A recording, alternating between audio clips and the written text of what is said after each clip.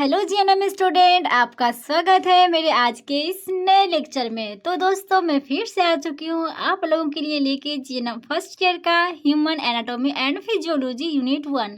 तो दोस्तों, आपने पिछले वीडियो में देखा था कि मैंने इस बुक का जो है कि इंट्रोडक्शन दिया था। तो आज जो है कि मैं आप लोगों के साथ शेयर करने वाली हूँ इसका यूनिट 1 का पहला चैप्टर, जो कि हमारा लेक्चर 2 होने वाला है। सो वीडियो को बिना स्किप किए कंटिन्यू देखना। चलिए वीडियो स्टार्ट करते हैं।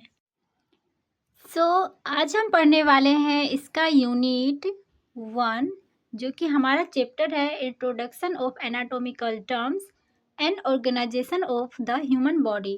तो इसके अंदर जो है हमारे टोटल 2 चैप्टर आते हैं। हमारा पहला चैप्टर जो है वो है introduction of anatomical terms and दूसरा चैप्टर है हमारा organisation of the human body. तो चलिए अभी हम पढ़ेंगे पहला चैप्टर हमारा जो है introduction of anatomical terms. Unit 1 का चैप्टर 1 है हमारा इंट्रोडक्शन ऑफ एनाटॉमिकल टर्म्स। तो इसके अंदर हमारे जो टॉपिक आ रहे हैं वो है anatomy, physiology, anatomical terminology, anatomical position, some important terms and their definition, homeostasis, pH scale and important movements of joints. तो इन सारे पॉइंट को जो है हम बारी बारी से डील करेंगे। तो चलिए स्टार्ट करते हैं। चलिए तो हम देखते हैं कि एनाटॉमी क्या है। तो एनाटॉमी एक विज्ञान है जिसके अंतर्गत हम शरीर के रचनाओं यानी स्ट्रक्चर ऑफ बॉडी का अध्ययन करते हैं। इसका दूसरा डेफिनेशन है एनाटॉमी एक ऐसी विज्ञान है जिसके अंतर्गत हम शरीर की इंटरनल एवं एक्सटर्नल संरचनाओं एवं अंगों का अध्ययन करते हैं। Anatomy is a science that deals with the structure of organs और सिस्टम। तो फिजियोलॉजी हम देख लें तो फिजियोलॉजी के अंतर्गत हम शरीर के विभिन्न अंगों का एवं उनमें होने वाले फंक्शन तथा उनमें होने वाली भौतिक और रासायनिक प्रक्रियाओं से संबंधित क्रियाओं का अध्ययन करते हैं। Physiology is a branch of science that deals with the function, activities and mechanism of the organs और सिस्टम। नेक्स्ट है हमारा एनाटॉमिकल टर्मिनोलॉजी। तो देखते हैं कि टर्मिनोलॉजी क्या है। तो ह्यूमन एनाटॉमी एंड फिजियोलॉजी के प्रयोग में लिए जाने वाले जो शब्द होते हैं उसे क्या कहते हैं, हम टर्मिनोलॉजी कहते हैं। नीचे हमारे यहाँ पे कुछ टर्मिनोलॉजी दिया हुआ है तो उसे हम देखते हैं। तो सबसे पहले है हमारा साइटोलॉजी। तो साइटोलॉजी जो है इसके अंतर्गत क्या करते हैं, हम कोशिकाओं का अध्ययन करते हैं। यानी साइटोलॉजी के अंतर्गत हम क्या चीज़ का स्टडी करते हैं, सेल का स्टडी। नेक्स्ट पॉइंट है हमारा हिस्टोलॉजी। हिस्टोलॉजी में हम क्या करते हैं, तो इसके अंतर्गत हम ऊतकों का अध्ययन करते हैं। मतलब हिस्टोलॉजी में हम क्या चीज़ का स्टडी करते हैं, टिश्यू का। ओके। नेक्स्ट है हमारा ऑस्टियोलॉजी। तो ऑस्टियोलॉजी के अंतर्गत हम क्या चीज़ का स्टडी करते हैं, तो बोन का करते हैं। नेक्स्ट है हमारा मायोलॉजी। मायोलॉजी मीन्स मसल्स का स्टडी। नेक्स्ट है आर्थ्रोलॉजी। आर्थ्रोलॉजी मीन्स जॉइंट्स का स्टडी। न्यूरोलॉजी मीन्स नर्व का स्टडी। नेफ्रोलॉजी मीन्स किडनी का स्टडी। नेक्स्ट है हमारा गैस्ट्रोलॉजी। गैस्ट्रोलॉजी में हम क्या चीज़ करते हैं, इसमें स्पेशली हम क्या करते हैं, स्टमक का स्टडी करते हैं। यानी कि हमारा जो डाइजेस्टिव सिस्टम है उसमें जो हमारा स्टमक है कि हम उसका स्टडी करते हैं। नेक्स्ट है हमारा कार्डियोलॉजी। तो कार्डियोलॉजी के अंतर्गत हम क्या चीज़ का स्टडी करते हैं, तो हम इसके अंतर्गत हार्ट का स्टडी करते हैं। नेक्स्ट पॉइंट है हमारा एनाटॉमिकल पोजीशन। तो अब हम देखते हैं कि हमारा एनाटॉमिकल पोजीशन क्या है। तो मानव शरीर का अध्ययन करने के लिए एनाटॉमिकल पोजीशन का उपयोग किया जाता है और मनुष्य के शरीर के विभिन्न अंगों यानी ऑर्गन्स ऑफ द बॉडी को देखा जाता है तथा अध्ययन किया जाता है। हम देखते हैं कि एनाटॉमिकल पोजीशन के लिए हमारा इम्पोर्टेंट पॉइंट कौन कौन सा है। तो सबसे पहले है कि ह्यूमन बॉडी को सुपाइन पोजीशन में खड़ा किया जाता है। ये वाली जो आप डायग्राम देख रहे हो, ये डायग्राम हमें बता रहा है क्या, एनाटॉमिकल पोजीशन। तो इसमें हमारा सबसे पहला पॉइंट था कि ह्यूमन बॉडी को जो है सुपाइन पोजीशन में खड़ा किया जाता है। तो ये जो है कि हमारा सुपाइन पोजीशन में है। दूसरा पॉइंट है हमारा कि हेड जो है तना हुआ रहना चाहिए, यानी झुका हुआ नहीं रहना चाहिए। हेड वगैरह जो है एकदम से तना हुआ रहना चाहिए। नेक्स्ट पॉइंट है आईज सामने की ओर स्ट्रेट देखती हुई होनी चाहिए, यानी हमारी जो आंखें हैं वो एकदम सामने देखते रहना चाहिए। पाम जो है यानी हथेली आगे की तरफ रखी जाती है। तो ये देखिए, ये जो हथेली है इसको आगे की तरफ रखी जा रही है, यानी हमारी जो लाइंस वगैरह हाथ की वो इस तरह से रहेंगी। ओके, इस तरह से। सो अब हम देखते हैं कि एनाटॉमिकल पोजीशन में हमारे कौन कौन से पोजीशन आते हैं। तो सबसे पहले है हमारा सिमेट्रिक। तो सिमेट्रिक क्या है? तो शरीर के अंग जो समांतर रूप से दाईं एवं बाईं ओर यानी right and left both side जो है होते हैं वो सिमेट्रिक ऑर्गन्स कहलाते हैं, जैसे कि हमारी आइज, ईयर्स, आर्म्स, etc। तो मैं आपको समझाती हूँ, जैसे कि ये हमारा क्या हो गया, ये हमारा लेफ्ट हुआ और ये हमारा क्या हुआ, ये राइट हुआ। इसके कहने का मतलब है कि जैसे बीच से हम ये मिड लाइन खींच रहे हैं, ठीक है, डिवाइड कर रहे हैं हम दो पार्ट में, तो हमारा क्या होना चाहिए, ऑर्गन जो है दोनों साइड होना चाहिए, राइट साइड भी होना चाहिए और लेफ्ट साइड भी होना चाहिए। तो अगर वो दोनों साइड है तो वो सिमेट्रिक ऑर्गन कहला जाएगा। जैसे कि हमारी आंखें जो इस तरफ भी है, इस तरफ भी है, हमारे कान भी राइट में है, लेफ्ट में है, और बाजू जो है वो भी लेफ्ट और राइट है, लेग्स भी लेफ्ट राइट हैं। तो ये सारे जो है सिमेट्रिक ऑर्गन्स हमारे कहला जाएंगे। नेक्स्ट है हमारा असिमेट्रिक, यानी शरीर के वे अंग ऑर्गन जो शरीर के एक तरफ ही पाए जाते हैं, यानी वन साइडेड ही पाया जाता है, वो ऑर्गन कहा जाएगा असिमेट्रिक ऑर्गन। जैसे कि हमारा लीवर, लीवर जो है हमारा राइट साइड में पाया जाता है, लेफ्ट साइड में नहीं पाया जाता है, तो ये लीवर जो हो गया हमारा असिमेट्रिक हो गया। नेक्स्ट है स्प्लीन, जो कि हमारे सिर्फ लेफ्ट साइड में ही पाए जाते हैं।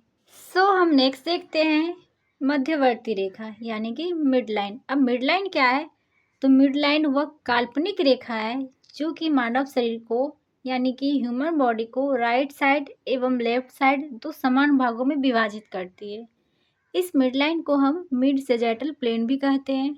मैं आपको डायग्राम दिखाती हूँ। तो ये जो आप लाइन देख रहे हो, ये जो मेडियल लिखा हुआ लाइन है, ये वाली लाइन, तो ये हमारी मिड लाइन हो गई, ठीक है। मिड लाइन है हमारी ये, जो कि एक काल्पनिक रेखा है हमारी, जो कि शरीर को दो बराबर हिस्सों में बांटती है। इस तरफ हमारा राइट साइड हो गया और इधर हमारा लेफ्ट साइड हो गया, दोनों को इक्वली डिवाइड करती है। नेक्स्ट पोजीशन है हमारा अग्रवर्ती, यानी कि एंटीरियर। इसका मतलब हुआ at the front of the body, यानी अग्रवर्ती शब्द का प्रयोग शरीर के आगे वाले भागों यानी front part of the body के लिए प्रयोग किया जाता है। मान लो आप इस तरह से एनाटॉमिकल पोजीशन में क्या हो, खड़े हो, ओके। तो आपसे पूछा जाएगा कि आपके एंटीरियर क्या है, ठीक। इस तरह से आप खड़े हो और आपके आगे एक दीवार है, पीछे जो है एक टेबल रखा हुआ है, ओके। तो आपसे पूछा जाएगा कि आपके एंटीरियर क्या है। एंटीरियर मतलब आपके बॉडी के आगे क्या है, बॉडी के सामने क्या है। तो आप जवाब क्या दोगे? तो आपके एंटीरियर क्या था? वॉल था, यानी कि दीवार, ओके। तो आपका जवाब हो जाएगा कि आपके साइड, आपके आगे क्या है? दीवार है। उसी तरह से एक नेक्स्ट पॉइंट आता है हमारा पोस्टीरियर। पोस्टीरियर मीन्स आपके बॉडी के बैक साइड में। तो बैक साइड में मैंने जैसे बताया कि टेबल है, तो आपका जो हो गया क्या? पोस्टीरियर हो गया। तो anterior means front of the body and posterior mean back of the body, okay. Next point है हमारा सुपेरियर। तो superior means upper part of the structure. Superior शब्द का अर्थ है ऊपरी, यानी उस सुपेरियर शब्द का प्रयोग बॉडी के ऊपरी भाग को प्रदर्शित करने के लिए किया जाता है। तो सुपेरियर का जस्ट अपोजिट हो जाता है इन्फीरियर, यानी lower part of the structure. तो इसे हम समझते हैं डायग्राम में। ये जो आप लाइन देख रही हो, ये जो आप लाइन देख रहे हो, इसके ऊपर ये सुपीरियर लिखा हुआ है और ये नीचे इन्फीरियर लिखा हुआ है। Superior means upper part of the body, inferior means lower part of the body. तो हम कंपेयर करते हैं, ओके। तो जैसे कि ये हमारी लेग हो गई, ठीक है, और ये जो है हमारी हैंड हो गई, ओके। क्या? तो अगर मैं लेग से कंपेयर करूँ, हैंड कहाँ है हमारा? तो लेग के सुपीरियर क्या हो जाता है हमारा? हैंड आ जाता है। अगर मैं हैंड से कंपेयर करूँ लेग को, तो लेग क्या है हमारा? हैंड के इन्फीरियर है, यानी हैंड के नीचे है, ओके। नेक्स्ट पॉइंट है हमारा lateral. Lateral means away from the mid line, यानी मिड लाइन से दूर। ये है हमारी मिड लाइन। तो हम लेटरल की बात कर लें तो लेटरल मीन्स होता है क्या? मिड लाइन से दूर। तो जैसा कि यहाँ पे देख लो, ये डायग्राम में दिखाया हुआ भी है कि हमारी मिड लाइन से दूर। जैसे कि आप यहाँ पे बाजू को ले सकते हो, हैंड को ले सकते हो, यानी रिस्ट वगैरह, पाम वगैरह को हम ले सकते हैं किसमें? लेटरल ऑर्गन्स में। नेक्स्ट है हमारा आंतरिक, यानी कि इंटरनल। इंटरनल शब्द का प्रयोग शरीर की खोखली रचनाओं जैसे कि कैविटीज के लिए प्रयोग किया जाता है। इन कैविटी के अंदर वाला भाग जो कि कैविटीज का आंतरिक भाग कहलाता है। इंटरनल और एक्सटर्नल के लिए आप एक रूम समझ सकते हो, जैसे कि ये हमारा रूम है, ठीक है। तो रूम के अंदर क्या हो जाएगा? हमारा इंटरनल कहलाएगा, और रूम के बाहर का जो चीज़ होगा वो सारा एक्सटर्नल कहला जाएगा। सेम उसी तरह हमारी बॉडी जो है, बॉडी में बहुत सारी कैविटीज़ होती है, ठीक है। कैविटी के अंदर जो ऑर्गेन रह गया वो इंटरनल कहला जाएगा, इंटरनल ऑर्गेन का, ओके। उसी तरह सेम जो बाहर रह जाएगा वो एक्सटर्नली ऑर्गेन कहला जाएगा, ओके। सो यहाँ पे हमारे कुछ इंपॉर्टेंट टर्म और उसका जो डेफिनेशन दिया गया है तो देख लेते हैं। सबसे पहले है मीडियल। तो मीडियल क्या है? स्ट्रक्चर नियर टू मिडलाइन, यानी वो स्ट्रक्चर जो कि मिडलाइन के जस्ट बगल में है वो हमारे क्या कहला जाएगा? मीडियल कहला जाएगा। Next superior near the head, जो हेड के जस्ट नियर रहेगा वो हमारा क्या कहला जाएगा? सुपीरियर। इन्फीरियर क्या होगा? Structure further from the head और structure near to the foot, यानी जो स्ट्रक्चर फुट के नियर होगा या फिर हेड से दूर हो जाएगा वो क्या कहला जाएगा? हमारा इन्फीरियर कहला जाएगा। लेटरल हम देख लें तो structure away from the midline, वो स्ट्रक्चर जो कि मिडलाइन से दूर होगा वो हमारे कहला जाएगा क्या? लेटरल। नेक्स्ट है हमारा एंटीरियर। एंटीरियर क्या है? फ्रंट ऑफ द बॉडी, यानी बॉडी के आगे जो है, यानी बॉडी के सामने जो ऑर्गन हमारा रह गया वो है एंटीरियर। पोस्टीरियर क्या है हमारा? तो back surface of the body, body का जो बैक साइड हो गया वो हो गया हमारा posterior. Superficial near to the skin surface, यानी जो हमारा स्किन है एपिडर्मिस, ओके। तो स्किन के जो नियर हो गया वो हो गया हमारा क्या? सुपरफिशियल। जैसे कि हमारे हेयर्स हैं, जो हेयर वगैरह जो दिखाई देते हैं वो हमारा क्या हो गया? Superficial. Deep means further from the skin surface. तो ये जो हमारी स्किन है, skin surface, outer skin surface, तो वहाँ से हम मसल्स को कंपेयर करें तो क्या हो गया? मसल जो है हमारे डीप डीप है कंपेयर टू स्किन। तो देख लें ये हेमोस्टेसिस क्या है? तो हेमोस्टेसिस एक ऐसी दशा है जिसके अंतर्गत शरीर का आंतरिक वातावरण यानी इंटरनल इन्वायरमेंट जो है नियत बनाए रखता है। यह हेमोस्टेसिस एक डायनेमिक प्रक्रिया है। एक स्वस्थ व्यक्ति यानी कि हेल्दी पर्सन में यह सामान्य होता है। अगर हेमोस्टेसिस सामान्य स्थिति से विचलित हो जाए तो यह व्यक्ति भी सीरियस स्थिति पैदा कर सकती है जो व्यक्ति के स्वास्थ्य के लिए घातक यानी कि डेंजरस हो सकती है। तो मैं आपको इजी वे में समझा दूँ, जैसे कि एक इंसान को क्या चाहिए हेल्दी रहने के लिए, जो है कि उसका जो इंटरनल इन्वायरमेंट है वो एकदम सही तरीके से वर्क करते रहना चाहिए, स्टेबल रहना चाहिए और कांस्टेंट रहना चाहिए। अगर थोड़ा बहुत भी इधर उधर होता है, कुछ चीज़ें ऊंच नीच होती है तो तुरंत क्या होता है? हमारे सेहत पे प्रभाव पड़ता है और हम क्या हो जाते हैं? सीरियस हो जाते हैं, बीमार पड़ जाते हैं। तो इसी को जो कंट्रोल करके रखता है, बैलेंस करके रखता है इंटरनल इन्वायरमेंट को, तो वही हमारी क्या कहला जाती है? हीमोस्टैसिस। तो हीमोस्टैसिस को हम इजी वे में समझते हैं। तो हीमोस्टैटिस में जो है एक कंट्रोल यूनिट पाया जाता है जिसका कि 3 मेजर कंपोनेंट है। पहला कंपोनेंट है हमारा डिटेक्टर, दूसरा है कंट्रोल सेंटर एंड तीसरा है इफेक्टर। तो ये तीनों जो कंपोनेंट है वो हीमोस्टैसिस में वर्क कैसे करता है? तो डिटेक्टर क्या करता है? डिटेक्ट करता है। ये जो डिटेक्टर है वो डिटेक्ट करता है कि कोई वैसी हार्मफुल चीज़ें हैं जो कि अंदर आ रही हो और वो हमारे शरीर को नुकसान पहुंचा रही हो, या फिर अंदर की कोई चीज़ें ऐसी है जो कि हमारे लिए हार्मफुल है, तो वो क्या करता है? डिटेक्ट करके बताता है किसको है? कंट्रोल सेंटर को, ओके। कंट्रोल सेंटर को इन्फॉर्मेशन दिया। अब कंट्रोल सेंटर क्या करेगा? अपना जो है कि पावर जो है कुछ एक्टिविटी करने की जो है रिस्पॉन्सिबिलिटी किसको दे देगा? इफेक्टर को, कि जाओ भाई तुम ये से देख लो कुछ ऐसी ऐसी चीज़ें आ चुकी है। तो ये इफेक्टर क्या कर जाएगा? ये जाएगा और इनको जो शक्तियाँ दी जाएगी यानी इसको जो पावर दिया जाएगा उसके थ्रू क्या किया जाएगा? जो डिटेक्टर को हेल्प करके जो सारी हार्मफुल चीज़ें थी उससे क्या करेगा? वो हटाएगा, यानी कि हीमोस्टैसिस में जो भी चीज़ें गड़बड़ लग रही थी उसको क्या है? कंट्रोल किया जाएगा। तो यही है हमारा हीमोस्टैसिस। नेक्स्ट पॉइंट हमारा पीएच स्केल। तो पीएच स्केल क्या है? तो पीएच पैमाना एक ऐसा सूचक पैमाना होता है जिसके द्वारा हम विलयन की अम्लीयता तथा क्षारीयता का पता लगाते हैं। यानी कि पीएच स्केल जो है एक स्केल होता है जिसके थ्रू हम पता लगाते हैं कि कोई भी जो सॉल्यूशन है यानी विलयन वो एसिडिक है या अल्कलाइन है या न्यूट्रल है, ये पता लगाते हैं किसके थ्रू? तो पीएच स्केल के थ्रू। तो पीएच पैमाना विलयन में उपस्थित हाइड्रोजन आयन यानी H+ और हाइड्रोक्सिल आयन यानी OH- की उपस्थिति के आधार पर निर्भर करता है। यह पैमाना 0 से 14 तक का अंक होता है। सो हमें कैसे पता चलेगा कि कोई भी सॉल्यूशन वो एसिडिक है या फिर अल्कलाइन है? तो यहाँ पे जैसे बताया जा रहा है कि अगर कोई सॉल्यूशन है उसमें जो है हाइड्रोजन आयन की संख्या अधिक है तो वो एसिडिक हो जाएगा नेचर में, और इसका जस्ट अपोजिट अगर उस सॉल्यूशन में ऑक्सीजन हाइड्रोक्साइड की संख्या अधिक है तो वो क्या हो जाएगा? एसिडिक। यानी हाइड्रोजन आयन की संख्या अधिक है तो वो हो जाएगा हमारा एसिडिक। क्या हो जाएगा वो? एसिडिक हो जाएगा। अगर ऑक्सीजन हाइड्रोक्साइड की संख्या अधिक है तो वो हमारा क्या हो जाएगा? अल्कलाइन। ओके, क्या हो जाएगा? अल्कलाइन।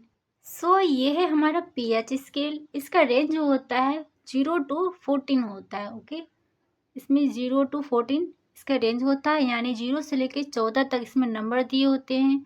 और ये जो हमारा 7 है ये न्यूट्रल होता है। ठीक है, अगर किसी भी सॉल्यूशन का pH 7 आ रहा है इट मीन्स वो सॉल्यूशन ना ही एसिडिक है और ना ही अल्कलाइन है, वो क्या हो जाएगा हमारा? वो हो जाएगा न्यूट्रल। ओके, सो अगर किसी भी सॉल्यूशन का जो है पीएच स्केल पे रेंज आ रहा है बिलो 7, यानी 7 के नीचे आ रहा है, तो वो क्या हो जाएगा हमारे नेचर पे? एसिडिक हो जाएगा। अगर 7 के एबव जा रहा है तो वो हमारा क्या हो जाएगा? अल्कलाइन हो जाएगा। लेकिन अगर 7 ही रह रहा है तो वो क्या हो जाएगा हमारा नेचर में? न्यूट्रल हो जाएगा। ओके, तो पीएच ऑफ ह्यूमन ब्लड, तो हमारा जो ह्यूमन ब्लड है उसका पीएच होता है 7.35 to 7.45, यानी हमारी जो ब्लड है ह्यूमन बॉडी का ब्लड वो क्या होता है? स्लाइटली अल्कलाइन होता है। ओके, क्योंकि ये 7 से प्लस जा रहा है हमारा। ये जो हमारा वाटर है, वाटर जो हमारा न्यूट्रल है। न्यूट्रल मीन्स उसमें क्या है कि जितना हाइड्रोजन आयन जितना है उतना ही हमारा क्या है? हाइड्रोक्साइड आयन है। ओके, तो ये दोनों क्या हो गया? नंबर में सेम हो गया, इक्वल हो गया, इसलिए क्या हो गया हमारा? वाटर जो है एक न्यूट्रल है, यानी उदासीन है। ना ही वो एसिडिक है और ना ही वो अल्कलाइन है। नेक्स्ट देखते हैं हम पीएच ऑफ बॉडी फ्लूइड। तो हमारे कुछ कुछ बॉडी फ्लूइड है जिसका कि पीएच जानना हमें ज़रूरी है। तो हमारा जो यूरिन है उसका पीएच हो जाता है 7.45 to 8.0, यानी हमारा जो यूरिन है वो एसिडिक भी है और अल्कलाइन भी है। नेक्स्ट है ब्लड, जिसका कि पीएच है 7.35 to 7.45, जो कि स्लाइटली अल्कलाइन है, यानी कि हल्का सा क्षारीय है। नेक्स्ट है हमारा फ्लूइड बाइल, जो कि ग्रीन कलर का होता है और इसका पीएच होता है 6 to 8.5, यानी ये भी एसिडिक भी है और अल्कलाइन भी है। तो हमारी नेक्स्ट टॉपिक है इम्पोर्टेंट मूवमेंट ऑफ जॉइंट। तो यहाँ पे हम जो जॉइंट है उसके थोड़े थोड़े से व्यू देखेंगे, थोड़ा शॉर्ट वे में। इसका डिटेल हम नेक्स्ट चैप्टर में पढ़ेंगे। तो हमारा पहला जो मूवमेंट है वो है extension. Extension means in this movement similar surface go apart. Extension का जस्ट अपोजिट होता है हमारा फ्लेक्शन। इसका मतलब है similar surface come near to each other bending. इसे हम समझते हैं डायग्राम के थ्रू। अभी अभी हमने एक्सटेंशन में क्या देखा था कि सिमिलर सरफेस जो है वो क्या हो जाएगा? दूर जाएंगे। ठीक है, तो यहाँ पे हमारी क्या है? जॉइंट है। वो कौन सी जॉइंट है? तो एल्बो जॉइंट है।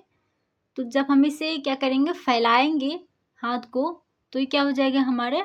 ये दोनों जो सरफेस है इधर का और इधर का, ये दोनों दूर जाएगा और इस दोनों के बीच क्या होगा? एक लार्ज एंगल बनेगा। ठीक है, एंड इसका जस्ट अपोजिट जो कि होता है फ्लेक्शन। तो हमारी हाथ जो है कुछ इस तरीके से मुड़ेंगी। ठीक है, इस तरीके से जो मुड़ेगी तो इसके बीच जो हमारी एल्बो जॉइंट है वहाँ पे क्या हो जाएगा? दोनों के बीच, दोनों सरफेस के बीच जो एंगल बनेगा वो क्या हो जाएगा? एकदम मिनिमम हो जाएगा, बहुत ही ज़्यादा छोटा हो जाएगा। तो क्या हो रहा है हमारा कि दोनों जो सरफेस है नियर आ रहा है एक दूसरे के और इसके बीच का एंगल जो है वो भी कम हो रहा है। तो ये जो मूवमेंट कहलाता है हमारा, क्या कहलाता है? फ्लेक्शन। सो हमारे जॉइंट का नेक्स्ट मूवमेंट है अबडक्शन। इसका मतलब movement away from the mid line, यानी मिड लाइन से दूर जाएंगे मूवमेंट करते हुए। तो ये है हमारा मिड लाइन, ये मान लेते हैं। इसमें क्या होगा कि दूर जाना है तो हम मूव करते हुए क्या जाएंगे? मिड लाइन से दूर जाएंगे, तो ये हमारा अबडक्शन हो जाएगा।